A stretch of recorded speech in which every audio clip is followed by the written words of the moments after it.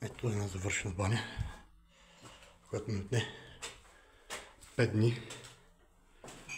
Много усилена работа. И причината да правя тази баня всъщност е ето този стар сифон,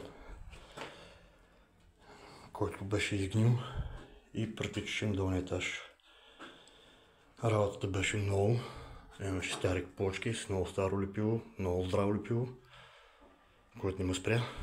Изтърбуших абсолютно всичко, включително тавана. Монтирах една кръвчица горе допълнителна, защото беше тъмно според мен. Направих външна грапава мазилка с идеята да бъде по-лесно за поддържане. Доста работа си е, определено, но за 5 дни се справих с задачата. И то.